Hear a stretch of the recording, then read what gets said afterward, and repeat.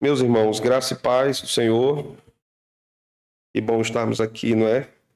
Podermos voltar à casa do Senhor e adorarmos o Senhor juntos.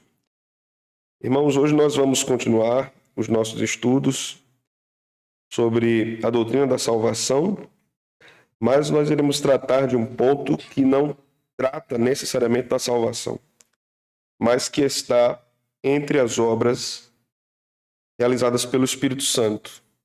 E é preciso que nós tratemos esse assunto, porque, de alguma forma, precisamos pontuar relações, contrastes e diferenças básicas entre a obra de salvação manifestada na graça de Deus, a graça especial, e o que nós chamamos de graça comum.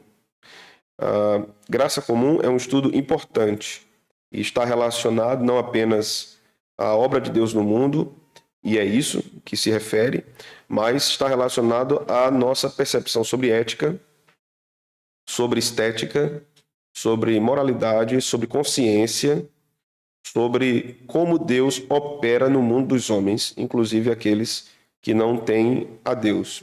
Em um dos nossos estudos sobre as obras do Espírito Santo, eu mencionei para os irmãos que há uma ação do Espírito Santo de Deus na vida dos ímpios, inclusive daqueles que não são crentes e que nunca serão também.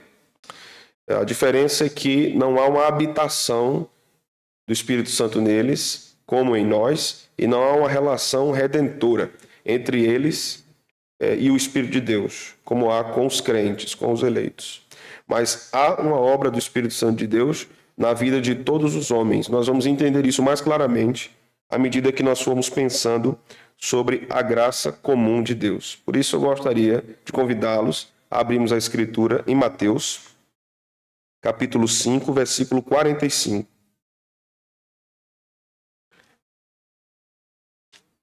Nós devemos passar 2 ou 3 quintas-feiras tratando sobre graça comum.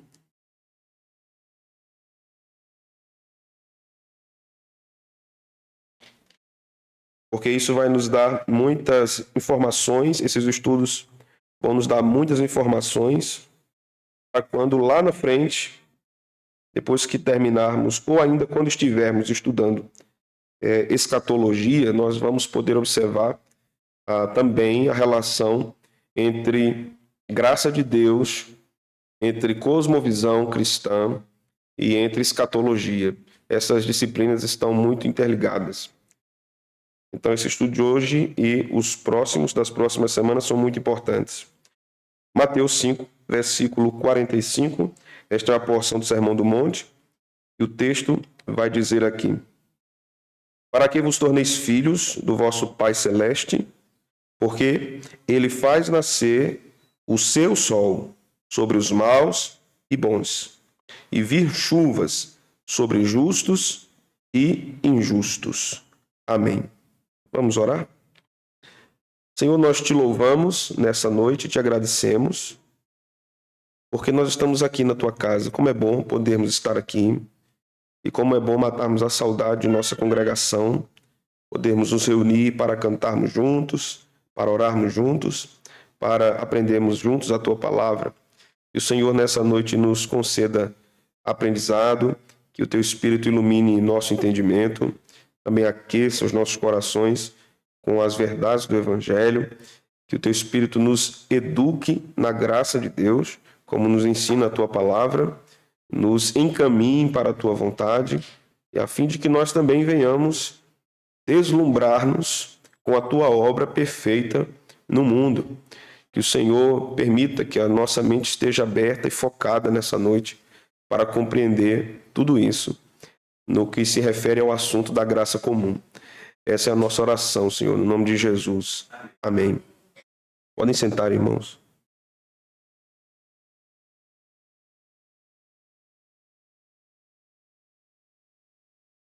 Esse assunto ainda é, de alguma forma, alvo de discussões, mesmo no campo teológico de teologia calvinista.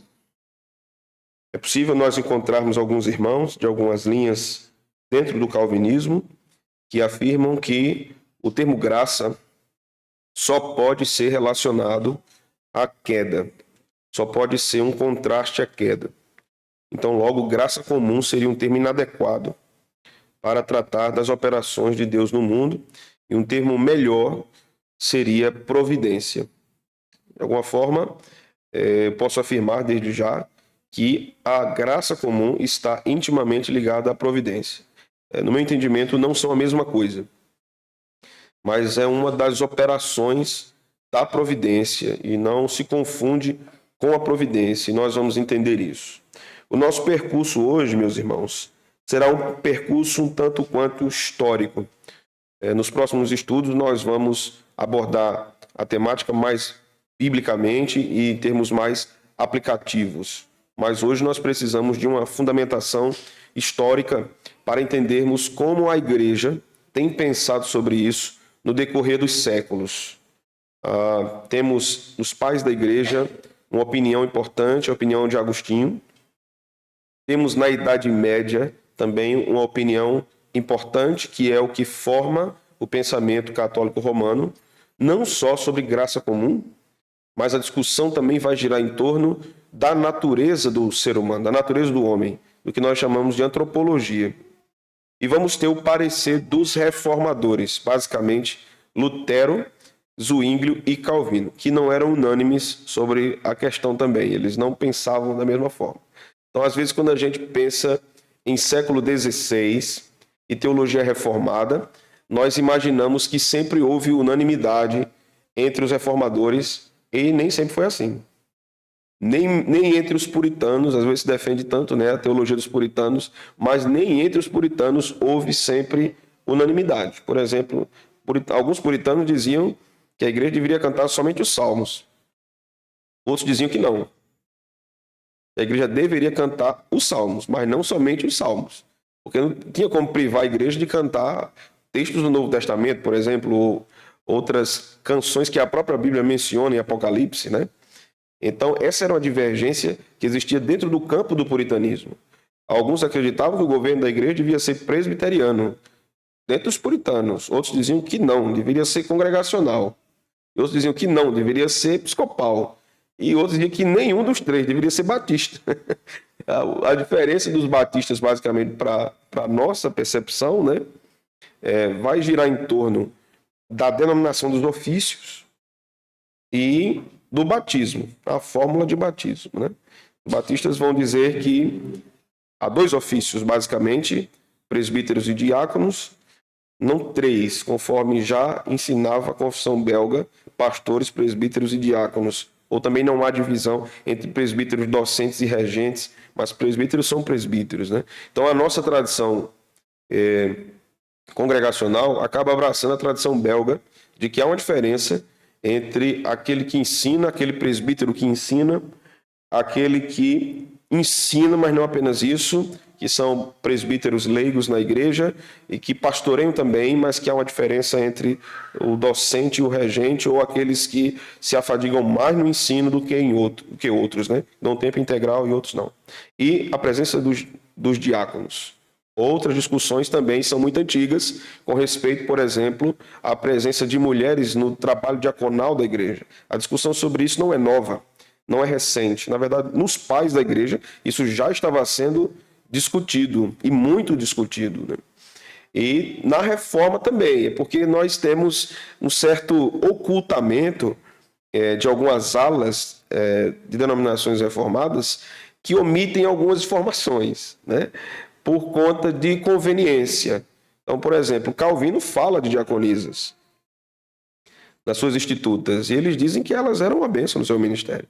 Spurgeon também fala disso, né? Mas ninguém diz que Spurgeon falou e que Calvino falou, porque não é interessante para determinada tradição, mas eles falaram.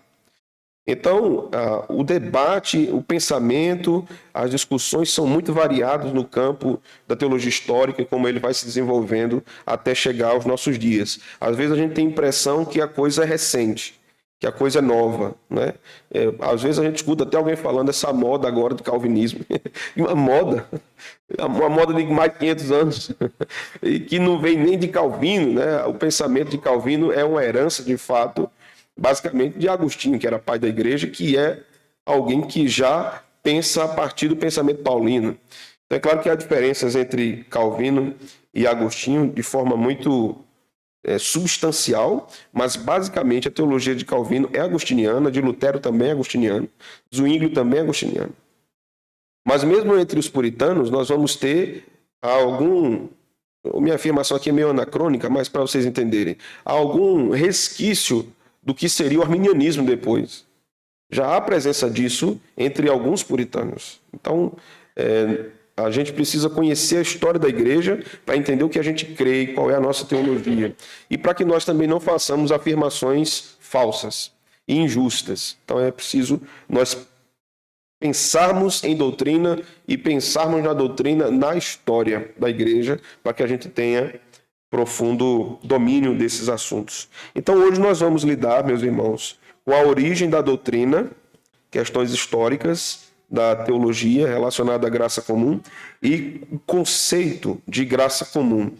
Há um trabalho muito importante de um teólogo chamado Kuyper, que não era Abraham Kuyper, que ele estudou basicamente o que Calvino pensava sobre a graça comum. Calvino não cunha esse termo, basicamente ele não trabalha o conceito da graça comum, mas há 4 menções a essa expressão nas Institutas de Calvino, graça comunal, 2 delas se referiam à graça salvífica, mas as outras 2 se referiam ao que hoje nós chamamos de graça comum, e esse teólogo trabalhou isso, nós vamos pensar muito a partir dele. Nos estudos futuros, nós vamos estudar sobre as operações da graça comum, ou os frutos da graça comum, como Berkhoff chama, e as relações, isso aqui é muito importante, irmãos, as relações que existem entre revelação geral, graça comum e consciência. Há uma relação teológica e bíblica quanto a isso, muito importante nas Escrituras. Embora a revelação geral não salve, ela não tem um teor salvador, há um teor moral na revelação geral, porque ela não se manifesta também apenas na natureza, ela se manifesta também no homem, conforme trabalha muito bem um teólogo americano chamado John Frame. Então, a revelação geral também se manifesta na consciência do homem. A consciência é um tribunal moral que está posto dentro do próprio homem. E há uma relação disso tudo com a graça comum, porque a graça comum também tem a ver com a questão da presença de uma lei moral instituída por Deus, não só no Decálogo, mas na própria criação. E, por último, nós vamos lidar também com as objeções. Sempre em todos os estudos, vamos lidar com as objeções a essa doutrina. Então, vamos lá. Vamos engatar a primeira e vamos caminhar. Primeiro, nós vamos considerar o parecer de Agostinho sobre esta questão. Agostinho dizia, basicamente, que o homem, por si mesmo, só pode produzir o que é mal e o que é pecaminoso. Então, há uma diferença aqui já no pensamento agostiniano, nós chamamos isso de antítese, basicamente, entre pecado e graça. Então, Agostinho dizia que assim na fala dele, toda bondade manifesta na criação é fruto da graça de Deus. Então, o ímpio, ainda que ele seja discreto, ainda que ele seja misericordioso, ainda que ele seja casto e ainda que ele seja moderado, no pensamento teológico de Agostinho, ele dizia, isso tem alguma tonalidade de algo útil. Mas essa moderação, essa discrição, essa misericórdia, essa compaixão está tomado pelo pecado do mesmo jeito. Esse era o pensamento de Agostinho. Isso é o que basicamente nós professamos. Mas Calvino refina isso. Calvino não se limita a essa afirmação de Agostinho. Então, para Agostinho, basicamente, ainda que houvesse algo bom, esse bom estava entre aspas e estava tomado pelo pecado. Isso é fácil de nós compreendermos, porque Agostinho diz que só é possível cumprir o propósito da existência humana a glória de Deus se a graça ocupar todos os espaços. Então, se a graça não estiver ocupando a vida de alguém, não é possível que Deus seja glorificado no mundo, de jeito nenhum. Esse era o pensamento de Agostinho. Então, nós vamos seguir para a Idade Média. Agostinho é basicamente o inaugurador da Idade Média, mas ele está entre a Idade Antiga e a Idade Média, né? Depois, no ministério dele, acontece a queda do Império Romano, então se inaugura verdadeiramente a Idade Média. Mas quando nós vamos perpassando os períodos da Idade Média, grandes teólogos como Abelardo, como Tomás de Aquino, também pensaram nessa questão, mas alguma coisa mudou aí. Não mais eles pensavam a respeito de um contraste entre graça e pecado, mas agora eles pensavam num contraste entre graça e natureza. Então isso vai mudar muita coisa, porque isso vai moldar o pensamento católico romano. Então eles pensavam em termos naturais e sobrenaturais. Então, antes do pecado, Adão era composto basicamente por essas duas questões. A questão natural, ou a natureza inferior, e a questão sobrenatural, a natureza superior. Então, basicamente, a natureza superior governava a natureza inferior. Quando o pecado entra no mundo, o homem basicamente não tem mais essa inclinação sobrenatural, que se referia à sua relação com Deus. Então, a sua natureza agora torna-se pecaminosa. Então, ele vive sob o governo natural.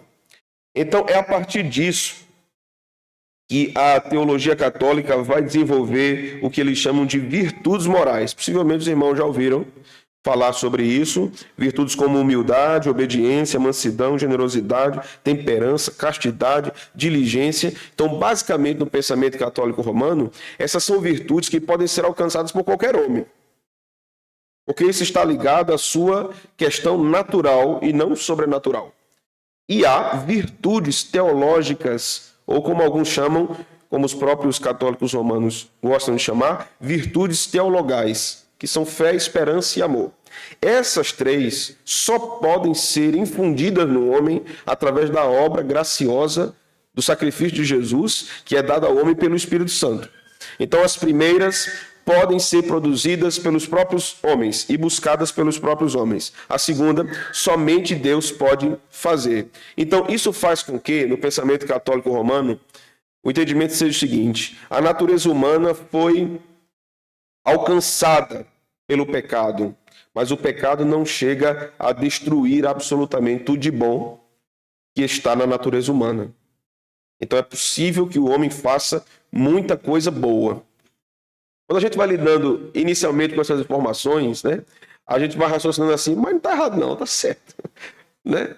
E o homem é absolutamente mau, então, como é que a gente explica pessoas que não são crentes e são pessoas honestas? São pessoas boas em suas relações, são pessoas justas. Como é que a gente explica, então, se não for assim, como se está dizendo até agora, né? Como é que a gente explica a presença de uma obra de arte que possui beleza e que foi composta por alguém que não professava fé? Então, toda a fonte da beleza resume-se em Deus. Deus é a fonte eterna da beleza. Eu acho que tem um povo ali querendo entrar, acho que a porta é fechada. Abre aí, irmãos. Deus é a fonte da beleza. Então, como é que eu posso pensar que é possível existir beleza no mundo produzida por pessoas que não são crentes, se não for de acordo com isso? Como é que eu explico? Então, quando a gente observa, por exemplo, uma obra esculpida, se me falha a memória agora, se não for isso, me perdoem, por Michelangelo, que é uma escultura em mármore de Maria com Jesus morto no colo. Exato. É absurdo aquele negócio, irmãos. Todos os traços de uma musculatura, o estudo anatômico, esculpido em mármore. Não tinha máquina que fizesse aquilo. Não tinha máquina, não tinha um software que ele pensasse aquilo, registrasse e botasse dentro de uma máquina e saísse prontinho. Não tinha impressora 3D, né?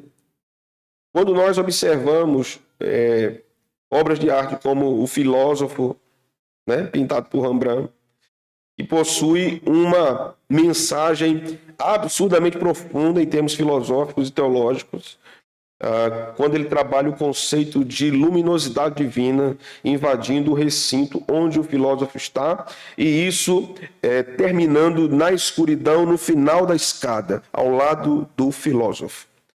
O pintor está dizendo ali que Deus é aquele que ilumina o entendimento do filósofo, mas o filósofo tem um limite de compreensão, porque a sabedoria de Deus é profunda e infinita. Isso é retratado através da escuridão da escada. E esse ensino é retirado da própria Escritura, que mostra que muitas vezes Deus se revelou ao seu povo, especialmente no Sinai, com escuridão e trevas.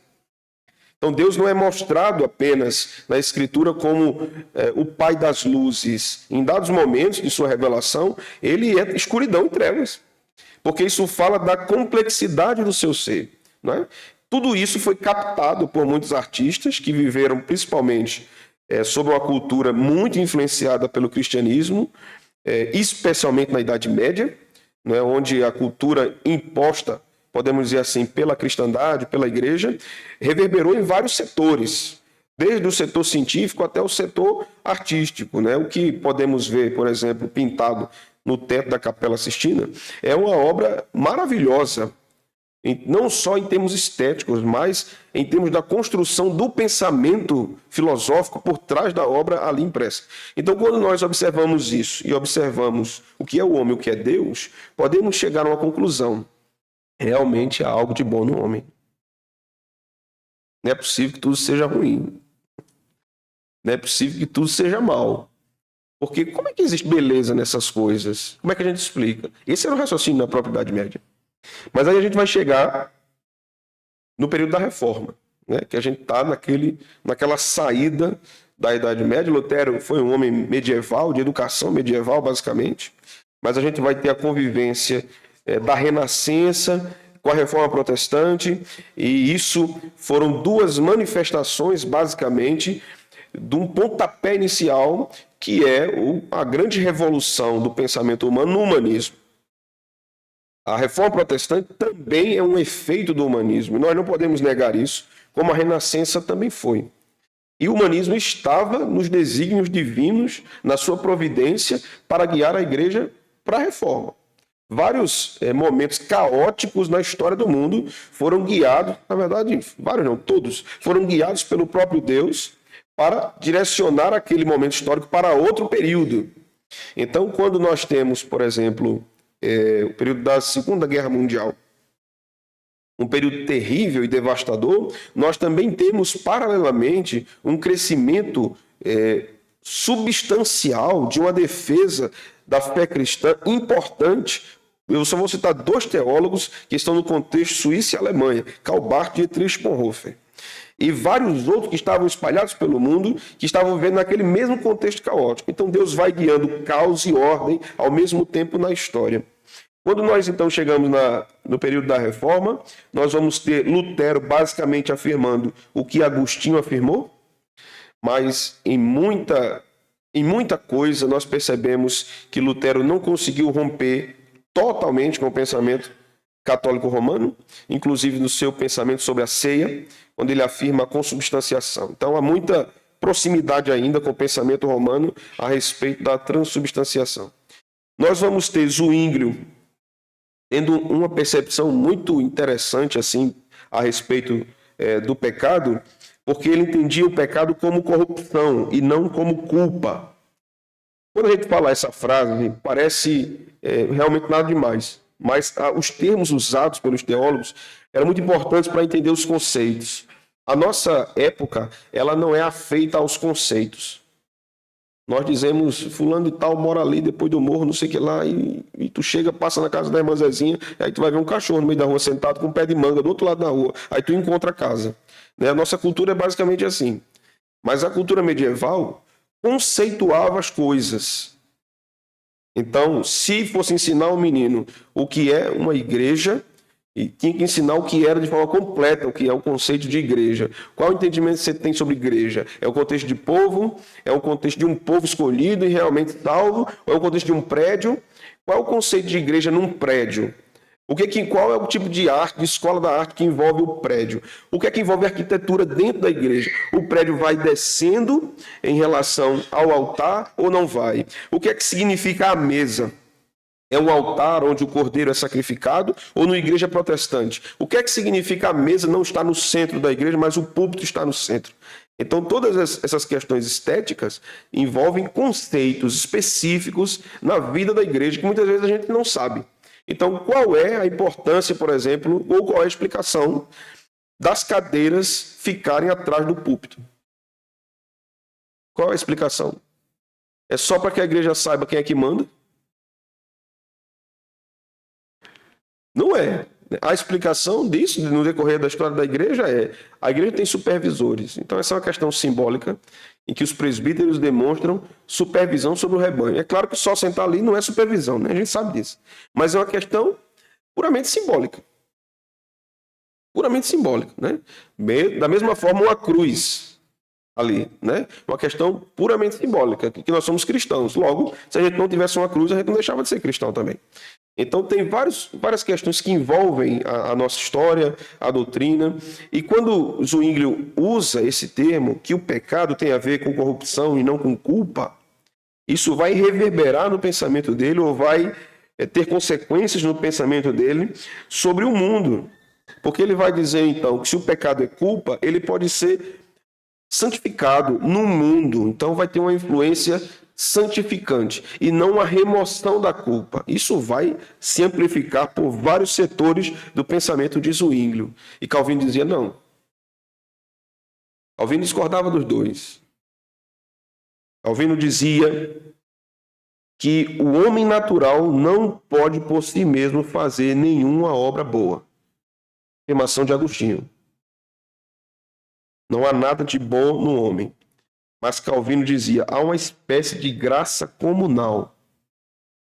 Essa graça não purifica o homem, não salva o homem. Ela reprime a ação poderosa e destrutiva do pecado no mundo dos homens. Então, a graça comum para Calvino impedia o pecado de destruir os homens absolutamente e destruir o mundo absolutamente. Então, em certa medida, a graça comum para Calvino, que era uma graça que não salvava, ela impedia o mundo de se autodestruir. Isso para Calvino era a graça comum. Então, como consequência disso, como consequência desse pensamento de Calvino, é possível ter o bom, o belo e o verdadeiro, o justo, em obras de arte feitas por um ímpio. Não porque haja bondade no ímpio, mas porque a graça preservadora de Deus está no mundo.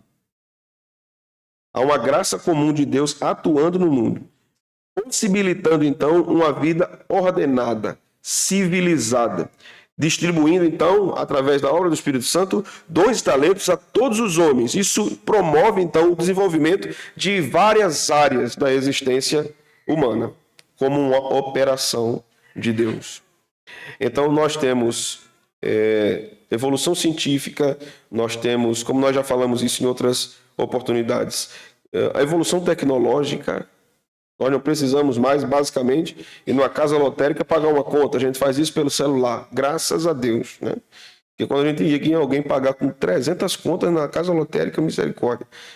Então, a tecnologia vai nos mostrando que há uma ação também preservadora de Deus no mundo. A presença do automóvel, do avião, dos meios de comunicação. Como é que a gente saberia, sem comunicação, o que estava acontecendo do outro lado do mundo? Em tempo real, nós já estávamos sabendo o que estava acontecendo lá nos Estados Unidos, na universidade. Em tempo real. Em tempo real, a gente vê alguém fazendo uma live na hora, do outro lado do mundo. Em tempo real. Em tempo real, a gente está sabendo das catástrofes por causa das enchentes em São Paulo. Por causa da tecnologia. Essa é uma ação da graça comum de Deus no mundo inteiro. Então, quando nós vamos aprofundando isso, esse pensamento de Calvino, aquele teólogo que eu havia falado para os irmãos, chamado H. Kuyper, não era o Abraham Kuyper, ele fazia algumas distinções interessantes quando se trata de graça comum. A primeira distinção que ele pontuava era a graça comum universal. que se estende a todas as criaturas. Vamos dar um exemplo disso? Vamos ler o Salmo 104.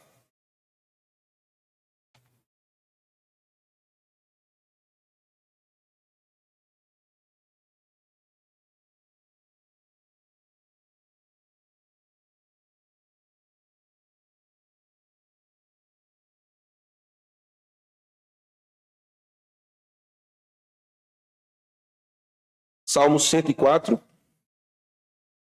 versículo 27. O texto diz: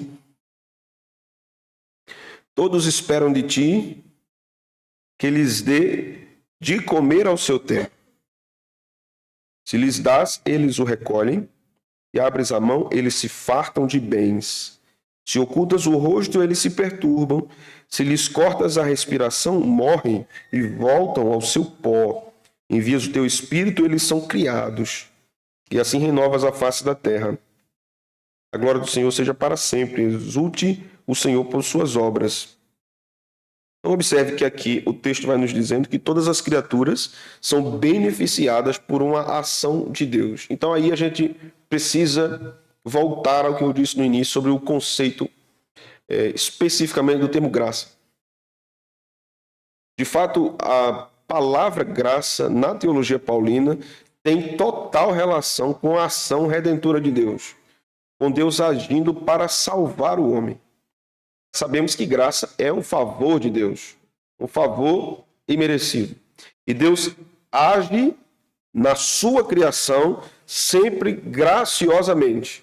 Deus sustentar os homens é uma manifestação de bondade. É daí que surge a tensão de alguns teólogos. É melhor chamar bondade. É melhor chamar benignidade de Deus. É melhor chamar misericórdia de Deus. E aí a resposta é: como Deus pode ser benigno, misericordioso, sem ser gracioso? Como Deus pode ser bom com alguém sem ser gracioso? Porque quem merece a bondade de Deus? Aí a justificação do termo graça comum. Nós não vamos encontrar na Escritura o termo graça comum. Esse é um termo teológico, né? Como não vamos encontrar a Trindade na Bíblia, nem vamos encontrar a palavra Bíblia na Bíblia.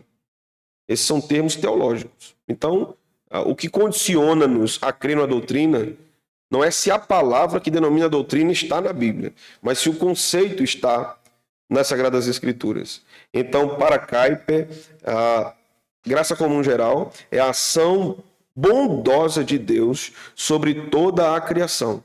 Deus veste os lírios, Deus alimenta os animais, é Deus que dá o toque para as baleias migrarem para outro lugar para arrumar comida, para os pássaros também revoarem para outro lugar. Essas são as ações da graça comum geral de Deus em toda a sua criação.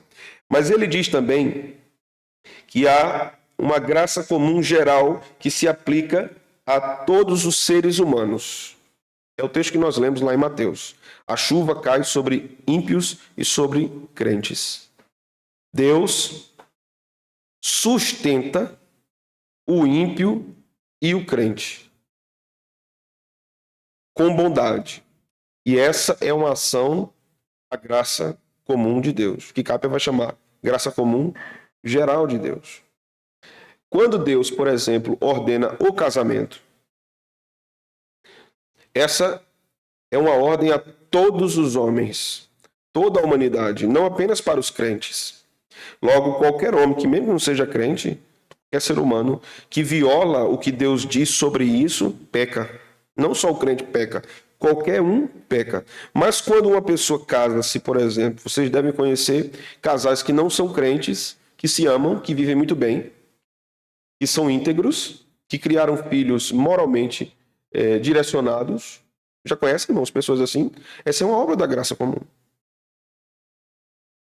Essa é uma obra da graça comum na vida das pessoas. Então, é daí que eu disse que a graça comum tem uma relação muito próxima com o que a gente chama de moral.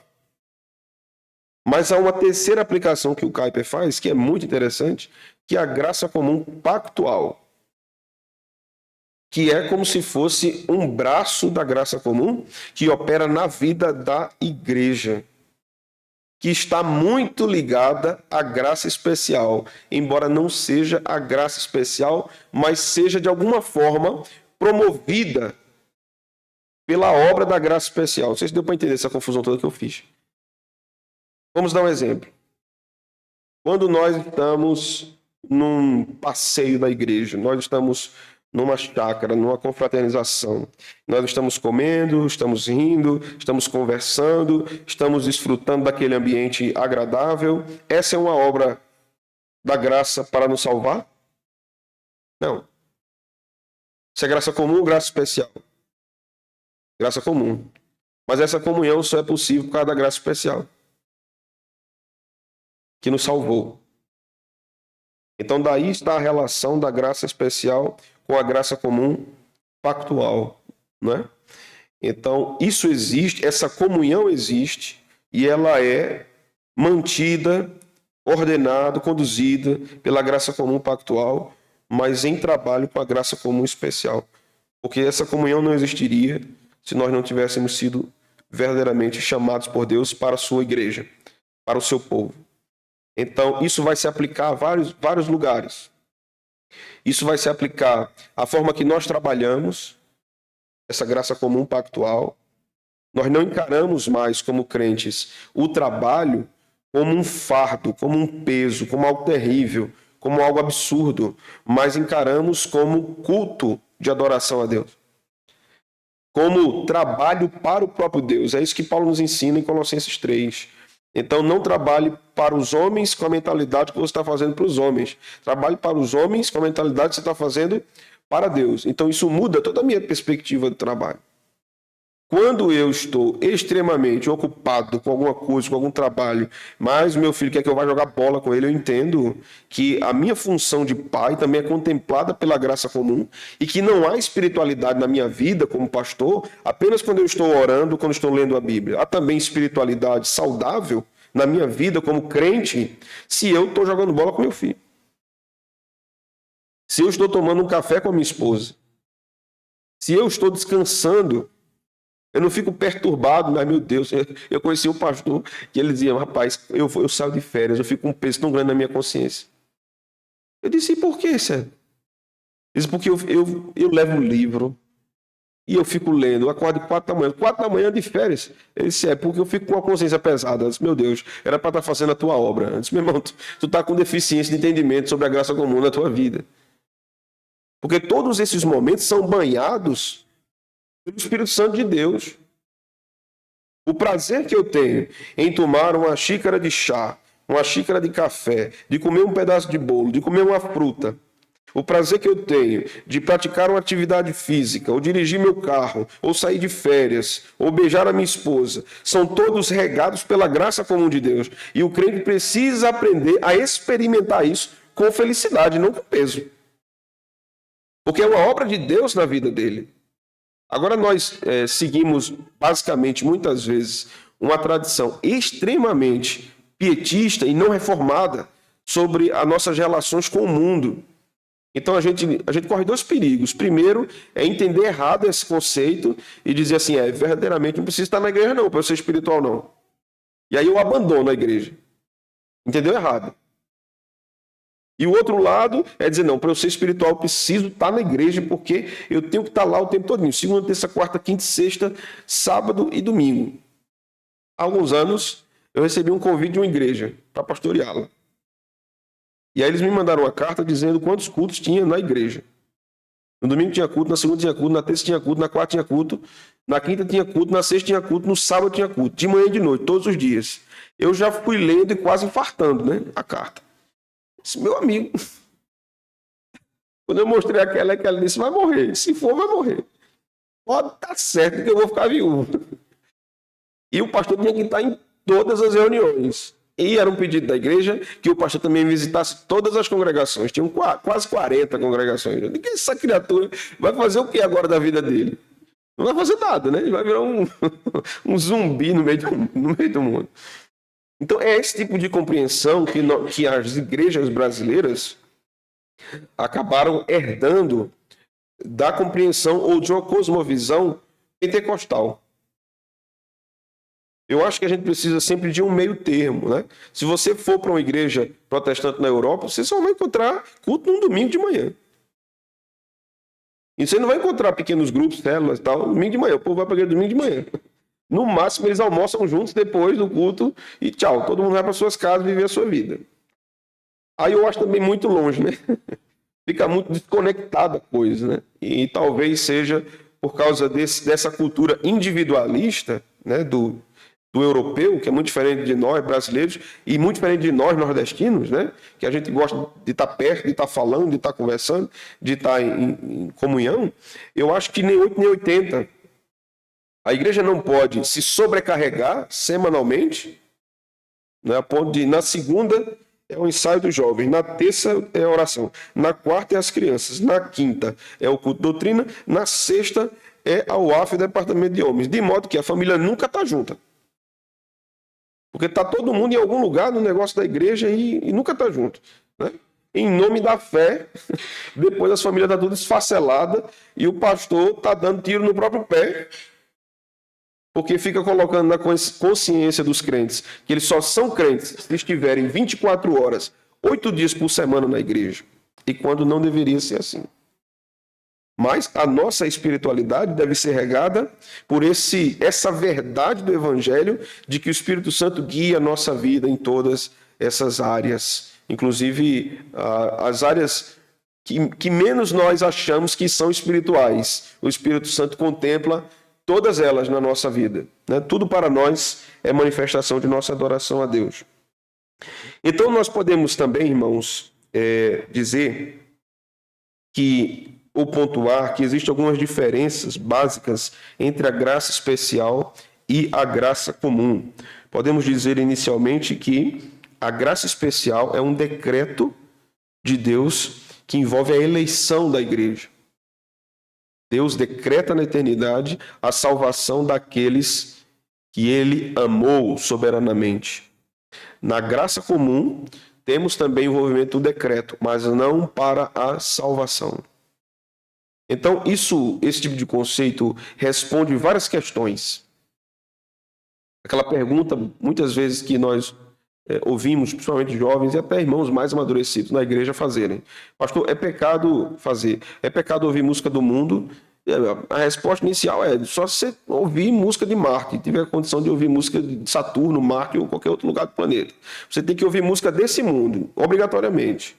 Mas quando nós falamos de música secular e música religiosa, nós precisamos ponderar e pesar outras questões também.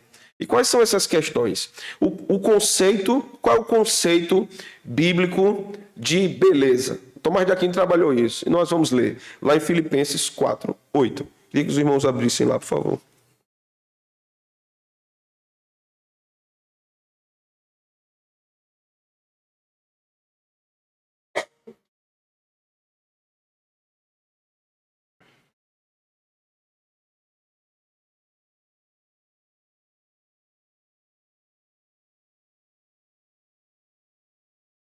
Então, basicamente, irmãos, o pensamento estético, né, artístico de Tomás de Aquino, teólogo da Idade Média, com respeito à beleza, concentra-se nesse versículo 8 do capítulo 4 de Filipenses. Finalmente, irmãos, tudo que é verdadeiro, tudo que é respeitável, tudo que é justo, tudo que é puro, tudo que é amável, tudo que é de boa fama, se alguma virtude há e se algum louvor existe, seja isso que ocupe o vosso pensamento. Então, eu não posso dizer que só é justo, puro, amável, de boa fama, que possui virtude, louvor, só se for música de crente, ou um livro escrito por um crente, ou um filme preparado por um crente. É interessante porque os evangélicos eles não conseguem dimensionar a afirmação, né? Então, quando você diz assim, não, o crente tem que escutar obrigatoriamente só música de crente, mas esse crente vai no cinema e assiste um filme. É como se a música, em termos seculares, ela fosse absolutamente governada pelo diabo. O cinema não. Então o diabo só toma conta da música. O cinema ele não tá nem aí. Mas no filme tem música. Tem trilha sonora, né? Então, o nosso grande desafio é termos o discernimento. Eu sei que é mais fácil dá uma resposta para um adolescente meio rebelde, dá uma resposta categórica proibindo ele de fazer. Não escute isso. Porque isso aí é coisa do diabo. Se você escutar essa música, o demônio vai entrar aqui em casa, tá vendo? As coisas já estão caindo aí de madrugada, né? E tudo mais, né? Eu vivi isso na minha casa. Eu vivi isso na minha casa. Meus familiares...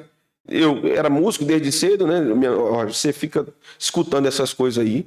O capeta vem pra cá, pra casa, e vai fazer. Aí eu ia dormir. Tinha uma praga de catita lá em casa, que descia pelo telhado. Aí quando eu dormia, as colheres ficavam caindo do escorredor, prato caindo, as panelas caindo. Meu Deus, Satanás. É porque eu ouvi aquela música hoje, eu toquei aquela música na guitarra hoje. Depois que eu já... De muito tempo, eu digo, Satanás não, era a catita. Só se Satanás mandou a catita para dentro da casa para me julgar. A grande eu sei que é mais difícil nós pensarmos com mais propriedade, então é mais fácil nós abraçarmos proibições que não têm fundamento bíblico. Não tem, pô. Igreja, vocês sabem, tem igreja que um homem pode usar bigode, mas não pode usar cavanhaque. Qual é a sustentação bíblica para um negócio desse? O bigode é santo, o cavanhaque não é santo. A barba piorou, aí que vai para o inferno mesmo de todo jeito. Então não tem sustentação. E muitos evangélicos vão abraçando esse discurso, essa narrativa, achando que o importante é você crer e você nunca pensar. Você não pode pensar. Então, em muitos arraiais evangélicos, o povo é educado a não pensar. Questionou é herege, disciplina, expulsa, bota para fora. Filho do cão, sai, tira ele daqui, porque ele vai desviar todo mundo, não presta. Não pode ser assim. A vida da igreja não pode ser assim. Jesus não recriminava alguém que perguntava a ele alguma coisa. Muitos perguntaram, como é que eu faço para ser salvo? E ele respondia. Quando Jesus diz que importa que o homem nascer de novo, como é que eu vou nascer de novo? Eu sendo velho, né? Jesus vai dando respostas, e quando nós observamos um exercício muito simples para isso, é nós observarmos os diálogos de Jesus no Evangelho de João. Jesus dialogando com pessoas e respondendo questões concernentes à fé. Então nós não podemos ter medo do contraditório, nós precisamos ter capacidade de julgar. Agora eu sei que em muitos casos há uma carga de experiências negativas na vida de um cristão. Há uma carga de experiência. Eu pastoreava uma igreja e chegou o período de junho, né? E os irmãos se juntaram e disseram, pastor, a gente precisa levantar um recurso para levantar as paredes do departamento infantil, as paredes de gesso. E levantar o muro, porque as crianças podem cair na casa vizinha, na igreja bem pequenininha. E é perigoso, a gente queria fazer aqui uma festa. Eu disse, qual é a festa? E aí o povo cheio de dedo, né? A festa é uma festa da colheita. Eu disse, festa da colheita. E qual é o mês? Mês de junho. Eu disse, qual é a comida? De milho. Pode fazer, pastor? Disse, pode. Tá bom, agora você sabe que o povo de Deus às vezes vale, né? Aí o povo se empolgou, né? E foi gente para a festa da colheita, com camisa xadrez. Chegou o menino lá com uma pintinha assim de coisa. Eu digo, meu Deus do céu, isso vai dar o que falar. E eu queria nem saber, eu queria comer pamonha, canjica, o pé de moleque, tomar chocolate quente. Eu tava lá com o povo. E aí uma irmã me procurou depois, disse, o senhor caiu no meu conceito totalmente. Acabou, pastor. Não tem condição não, ser sua ovelha mais não. Eu disse, serva, por que foi que houve? O senhor viu o que o senhor fez? Eu digo, eu fiz o quê? O senhor colocou o mundo dentro da igreja. São João na igreja, pastor. Como é que pode, pastor? São João na igreja. Eu disse, não, serva, teve São João na igreja não. Teve. Poxa, pamonha, canjica, milho assado. O povo fazendo fogueira. Fogueira não, aquele cavoeirozinho de barro, né? Coitado do povo, irmão. O irmão lá cocoradinho no cavoeirozinho de barro, assando o milhozinho dele, a irmã achando ruim. Eu disse, ô irmã, a senhora é pecado? Ela disse, totalmente. Eu lhe perguntar uma coisa. Se a gente fizesse um negócio desse em janeiro, era errado? Ela disse, não. Se em fevereiro, também não. Em março, não. Abril, maio, não. Em junho é. Se fizesse em julho, não era não. Isso, mas por quê? Por causa da festa, pastor, São João. Eu digo, mas como é que a gente vai arrumar milho em janeiro, Senhor? É meio difícil. Essa é a época do milho, a gente tem que comer agora. Mas por quê, irmãos? Ela reagiu assim, né? Ela foi católica romana.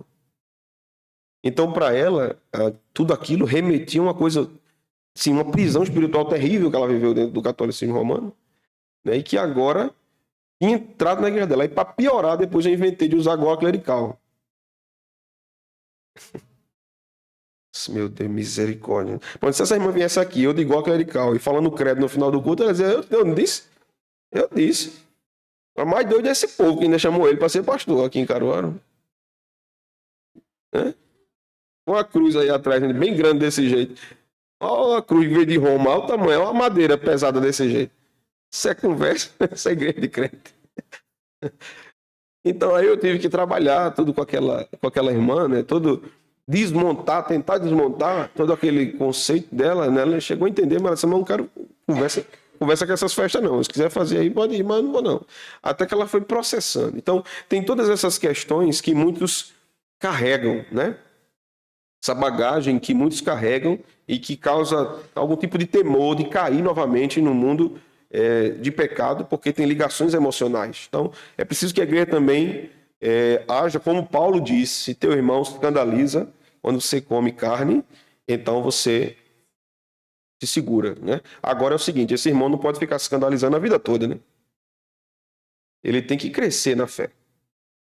Porque a vida toda ele não pode ficar nessa de comer legumes e trazendo um peso quase opressivo para a vida de outros que têm liberdade em Cristo. Então, claro, a gente precisa pensar no mais fraco, mas tem que ampará-lo, discipulá-lo para que ele se torne forte. Então havia aquele problema, todo aquele problema em Corinto da carne sacrificada aos ídolos que era vendida no açougue. Fazia parte do ritual e depois ia para o açougue. Então alguns se escandalizavam. Como é que um crente vai comer uma carne sacrificada ao ídolo e vai para o açougue? Né? Lá em Timóteo, Paulo diz, olha, se você ora, foi santificado pela oração e você come isso. Mas é certo que alguns fracos terão dificuldades. Então aí a igreja tolera, ensina, instrui e procura aplicar o evangelho à vida desse irmão, dessa irmã, a fim de que ele compreenda as ações de Deus no mundo, né? Mas a presença da graça comum nos faz entender melhor tudo isso. Então, quando eu entendo essas questões, irmãos, fica mais fácil para mim entender que se eu saio com minha família, com meus amigos, com a igreja, para um museu, para observar obras de artes, esse também é um encontro de comunhão cristã. É claro que isso não substitui uma reunião de oração, não substitui uma reunião de doutrina ou o culto no dia do Senhor, mas há um lugar para isso na vida cristã. E as Escrituras vão nos mostrar, o próprio Deus é um Deus artístico. Ele diz como é que vão ser usadas as obras de arte dentro do tabernáculo, dentro do templo. Quando nós estudamos, por exemplo, toda a questão do design interior, tanto do tabernáculo como do templo, é uma coisa maravilhosa. Aquilo remete ao Éden. Não sei se você já prestou atenção nisso. A decoração interior, tanto do tabernáculo como do templo, é Deus lembrando ao povo a relação de comunhão que tinha com o povo no Éden. Então Deus é o grande artista e isso está presente no mundo para que nós contemplemos também e cresçamos no entendimento disso, né? Então, não podemos confundir as duas coisas, graça comum e graça especial, e não podemos desprezar nenhuma delas, nem a graça comum, nem a graça especial. Nós usufruímos da graça comum mesmo sem pensarmos sobre isso. Mesmo sem darmos muita importância sobre isso. Não sei se vocês são igual a mim, mas eu gosto não só do gosto do café, mas do cheiro do café e do barulho do café coando. Aquilo para mim é beleza. Quando eu escuto aquele negócio coando e o cheiro subindo, invadindo a casa, assim, né? Então, aquilo é uma obra da graça comum na vida dos homens que proporciona prazer aos homens. Prazer aos homens. Então, quando você come um prato de comida, quando você sente um cheiro bom, que você gosta, e muitas vezes traz muitas memórias, né? Aquela memória olfativa que nós temos, você experimenta a bondade de Deus no universo que Deus criou. Então a nossa espiritualidade, ela se amplifica, irmãos. Ela não fica limitada. Então, Edwards dizia o seguinte, Jonathan Edwards, ele gostava muito de meditar no bosque, né? Ele montava no seu cavalo, ia para o meio do mato, andar a cavalo, meditar e orar. E ele gostava muito disso, fez isso durante muitos anos. Mas ele escreveu um livro sobre beleza. Edwards era um teólogo, um filósofo impressionante. Ele tem um livro sobre beleza que ele diz o seguinte: só há beleza na criação por causa do Criador. Toda a beleza da criação salta da própria natureza do Criador. Então, se eu me aplico a observar mais detidamente a criação, eu também conheço a beleza do Criador. Por isso que os teólogos no decorrer da história da igreja vão dizer que Deus tem 2 livros: a Escritura e a criação. Então, não é à toa que Edwards gostava de catalogar planta, inseto, né, essas coisas. Porque ele entendia que Deus mostrava-se também através daquilo. Para ele, para a sua família, para a sua igreja. Não é à toa que esse entendimento dele gerou para os Estados Unidos da América vários médicos, políticos, estadistas, né, gente da área da ciência, porque herdaram do seu pai, e é nosso pai também do Congregacionalismo, toda essa abrangência de pensamento. E aí é muito estranho quando nós olhamos para a nossa realidade de igreja hoje, especificamente igreja brasileira, igreja no Brasil, que a nossa mentalidade ainda é muito fechada, até para refletir sobre esses casos, sobre essas questões.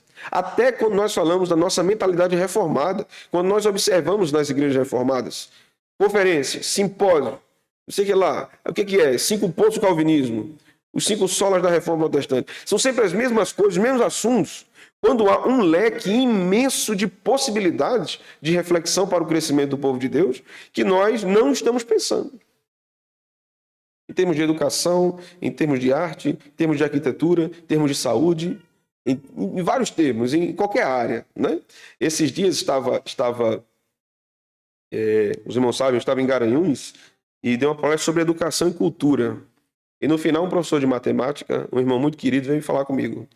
Ele disse: pastor, eu sinceramente não consigo entender como é que eu penso em matemática a partir de uma perspectiva divina. Uma pergunta interessante, né? Eu disse: então vamos lá. A primeira coisa, Deus é um Deus matemático. Deus se revela como 1 e como 3. Ele é o único Deus em 3 pessoas. Deus é um ser matemático. A Bíblia nos diz que Deus cria o mundo em 6 dias, no 7º ele descansa. Então Deus revela isso matematicamente. Deus nos dá 66 livros. Há várias medidas do tabernáculo, do templo. As medidas matemáticas estão presentes no texto sagrado sempre, do começo ao fim. Geometria está ali, matemática está ali, física está ali, está tudo ali. Mas em termos mais palpáveis, para você compreender o que eu quero dizer. Quando nós falamos na sua área, na matemática, sobre o número é físico ou ele é metafísico? Se realmente é metafísico. Então a matemática não pode contradizer Deus. Porque o número em si não é físico. A unidade de uma coisa é física. Isso aqui é físico, isso aqui é físico, isso aqui é físico. Mas quando eu falo número 1, eu não estou falando de algo físico. Eu estou falando de uma unidade, mas não de algo físico. É algo metafísico, é algo transcendente. Então a matemática aponta para o Criador, não aponta contra o Criador.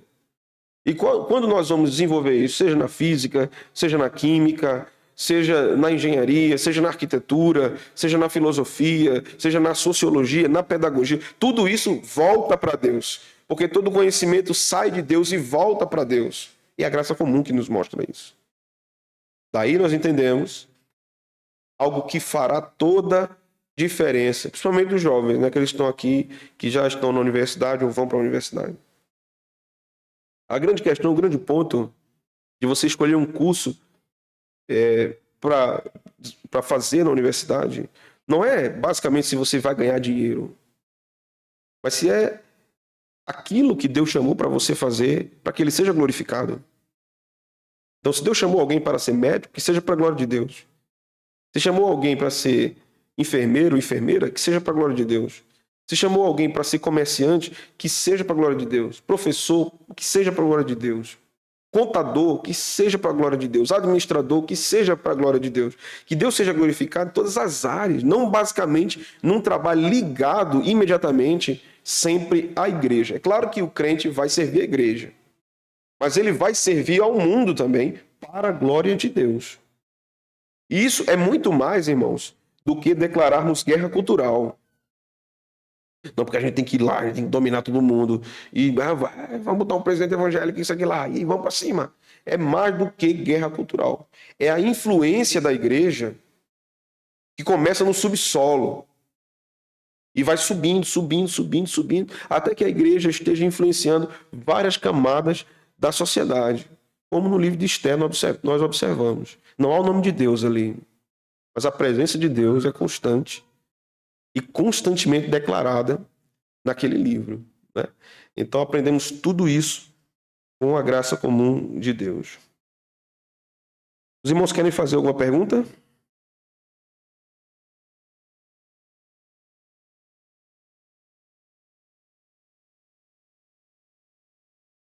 Então deixa eu caminhar para a minha conclusão. Se quiserem fazer perguntas, só é levantar a mão aí. Eu quero concluir falando um pouco sobre a importância de nós discernirmos o que vem e o que é um trabalho de Deus no mundo através da graça comum, trazendo um exemplo de um artista plástico chamado Marcel Duchamp. Ele foi o criador de uma suposta obra de arte chamada A Fonte.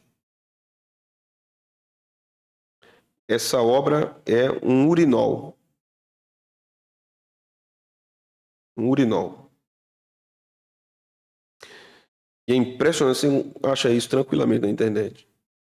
Como aquele negócio fica rodeado de pessoas admirando aquilo ali. Aquilo se tornou arte. Um pensador reformado, calvinista, holandês, historiador da arte, crítico da arte, chamado Hans Hoekmaker, fazia sérias críticas à arte abstrata. Ele dizia, é uma defesa do absurdo, do irracional. Porque a arte tem que mostrar profundidade, beleza, realidade. É claro que eu sei que há muitas coisas relacionadas às escolas de arte que não dá para a gente tratar aqui. Mas o homem começou a tratar tudo como arte. E pode existir arte servis, que estão a serviço do homem, mas destituídas de qualquer beleza. Você pode ter um grande prédio espelhado com um design diferenciado que alguém pode chamar aquilo de arte, mas não ter beleza. Mas toda arte pensada a partir da fé cristã, obrigatoriamente precisa demonstrar a beleza. Porque a beleza vai apontar para uma fonte primeira e vai em direção a uma fonte não, um ponto último, que é a glória de Deus. Então o nosso tempo é cercado por uma marginalização da arte. Tudo, basicamente, agora é chamado de artístico. No semestre passado, eu levei alguns alunos para um museu de arte na Paraíba. E a exposição que estava lá foi desenvolvida pelo artista no período da pandemia. E eu lembro de um quadro, que eram várias bandeirinhas de São João. Sabe aquela bandeirinha de São João que é assim? Eram várias. Preto e branco. E aí os alunos me perguntaram, ô pastor, isso aí é o quê? Disse, meu amigo, isso é um bocado de bandeirinha. Mas isso quer dizer o quê, pastor? Eu digo, só essa criatura sabe. Porque era um quadro cheio de bandeirinhas. Aí no meio não tinha uma bandeirinha. Estava vazio. Né? Vamos perguntar. Vamos perguntar o artista, né? Aí o artista disse que não tem explicação. Ele apenas não quis colocar a bandeirinha no meio. Então tinha uma outra obra dele lá, que eram 2 triângulos cruzados, né? Um de uma cor e outro de outra, cercado de um bocado de quadradinho, assim, tipo cubismo, assim. E os meninos lá, né? Você sabe que adolescente não é gente, né? E os meninos lá, olha, cada um vinha com uma história, com as piadas, né? Ô pastor, e esse aqui? Aí eu disse, perguntar ao artista o que a minha hermenêutica desse negócio aí não tá dando certo, não. Não tô entendendo que é 2 triângulos cruzados. Pode ser alguma coisa no juiz dele, né? Que deu na pandemia um negócio lá, um curto-circuito que deu, aí ele fez aquilo ali. Mas não tinha explicação. O cara acordou querendo fazer 2 triângulos cruzados, botou o nome lá e era um negócio absurdo, irmãos. Era tipo assim, não me lembro bem como era, mas 2 triângulos cruzados, ele botava o nome de retângulo. Era sem nexo, assim, sem. Aí você. Até rir, né? Mas quando você começa a observar essas manifestações artísticas, elas não estão distantes ou apartadas da vivência das pessoas. Aquilo é resultado da experiência das pessoas. De uma experiência de vida sem sentido. Não tem. Eu ligo uma coisa com a outra e não tem sentido. Até a roupa do cara, do artista lá, não tinha sentido de ser. A roupa que ele estava vestindo lá, um negócio lá, um blazer quadriculado, com uma calça laranja, com uma camisa verde-limão, com o cabelo arrepiado. Não tem lógica um negócio daquele. Então, a manifestação da arte acaba demonstrando o caos moral na vida da pessoa. Né? Há um autor católico importante, que foi um grande estudioso de Tomás de Aquino, chamado Sertilanges. Ele escreveu um livro chamado A Arte e a Moral, mostrando ali da importância da arte demonstrar logicamente algum sentido de ser. Então, existe algum sentido nessa obra, então ela tem um significado. Então, quando uma coisa é totalmente, absurdamente abstrata, quando você pega uma bandeira de São João, coloca num negócio, imprime, acaba nem pintou, né? Ele fez aquilo no computador, mandou imprimir, colocou lá e ganhou no final da exposição não sei quantos milhões, meu amigo, me chamava. Eu fazia melhor. Eu fazia melhor, pelo menos não fazia preto e branco, fazia colorido, botava, sempre pagava 2 milhões aí, né? Então, é necessário que a gente compreenda que tudo que vai acontecendo na cultura, em termos de desgaste moral, vai reverberar também nas artes, na música, nas artes plásticas, nas esculturas, de modo geral, né? Nosso tempo não tem o costume de lidar com isso. O nosso tempo não tem nenhum costume, nós vivemos uma geração bem interessante, porque a gente não tem nenhum costume mais de ouvir música, ouvir mesmo, ouvir. Não é você botar a música e fazer alguma coisa, é você parar e ouvir. Isso é raro no nosso tempo. E você escutar cada instrumento, escutar a letra, escutar os arranjos, nós não temos paciência para isso. Quanto mais ficar na frente de uma estátua, observando os detalhes da estátua. Isso vai mostrando também a impaciência do nosso tempo e como nós estamos cada vez mais pragmáticos e acelerados. Né? É tudo muito rápido, a gente precisa das coisas rapidamente. Que Deus nos ajude. No próximo estudo, nós vamos continuar, se Deus quiser. Amém, meus irmãos? Querem perguntar alguma coisa? Talvez tenha sido muita informação para vocês. Diga dele.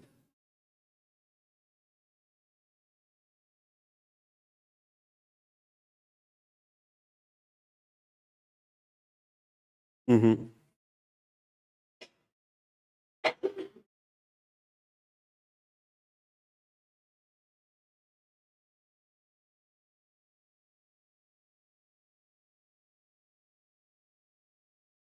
Sim,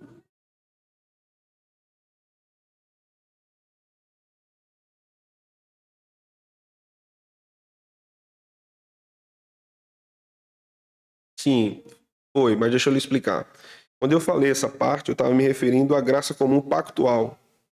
Então, a graça comum pactual, ela está restrita apenas ao povo de Deus, porque ela é também cercada pela graça salvadora. Mas podem existir encontros de comunhão, de amizade verdadeira e profunda entre pessoas que não são crentes. E é graça comum, mas não é a pactual.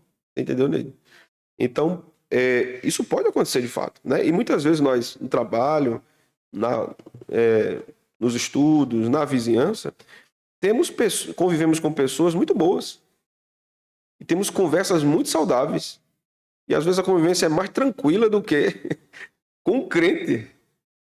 Né? Rapaz, essa pessoa só falta ser crente. Só falta ser crente, né? Eu lembro de uma vez, tive um aluno num curso de discipulado para o batismo, né? E ele disse assim a mim. Ele disse não. Ele não me perguntou não, ele disse. Esse meu pai era um homem muito bom. Agora meu pai era muito bom, pastor. Agora meu pai era ateu. Mas ele era ele era muito carinhoso com os filhos. E o cabo era promotor de justiça desse tamanho, tem quase 3 metros assim, né? Meu pai era um ateu, né? E ele era um materialista, mas ele amava muitos filhos, não deixou falta nada, sempre foi fiel à minha mãe. E meu pai foi pro céu, pastor. E aí ele puxou a camisa assim, o braço dele assim, né? Eu não acredito, não, meu pai foi pro inferno, não. Eu só acho o quê? Digo eu. Só Jesus sabe. Na última hora, ali o ladrão da cruz creu, né, meu irmão? Então a gente fica orando. Então, eu entendi o que ele estava querendo dizer, né?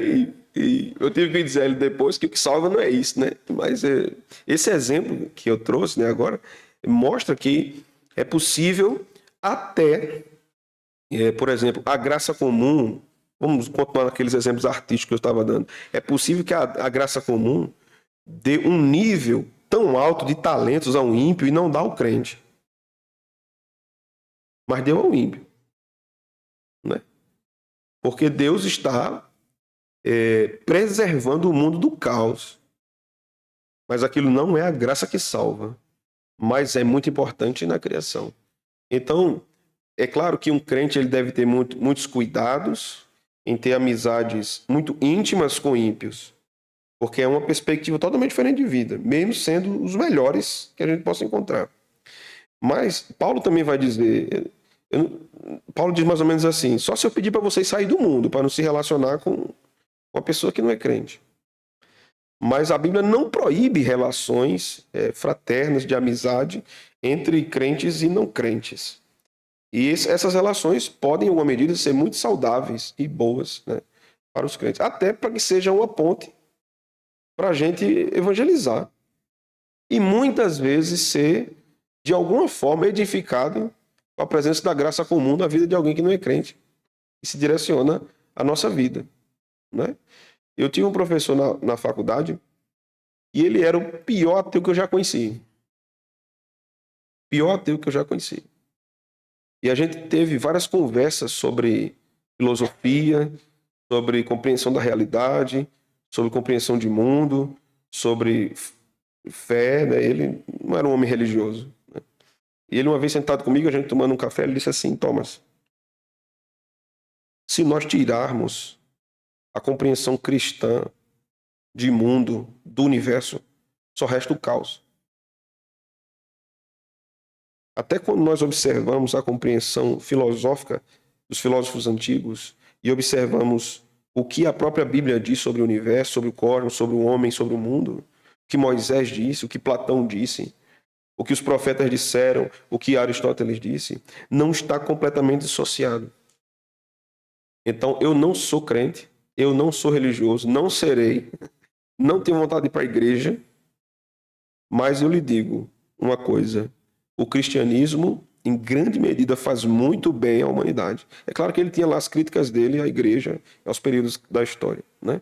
Então, era um homem muito lúcido nesse sentido, ele não era desonesto nas suas afirmações. Né? Mas muitas vezes os crentes são o oposto disso. Né? Eles são desonestos em muitas afirmações que eles fazem, muitas vezes por ignorância, por não conhecer devidamente a própria palavra de Deus. Né? Que Deus nos perdoe por isso. Vamos orar, meus irmãos? Vamos ficar de pé? Senhor, te louvamos nessa noite, te agradecemos pela tua palavra, pela oportunidade de estarmos juntos. Que bom estarmos aqui. Nós te louvamos, Senhor. Leva-nos em paz para os nossos lares. Nós te agradecemos por isso tudo, no nome de Jesus. Amém. Irmãos, alguns avisos aqui, rapidamente. No domingo nós teremos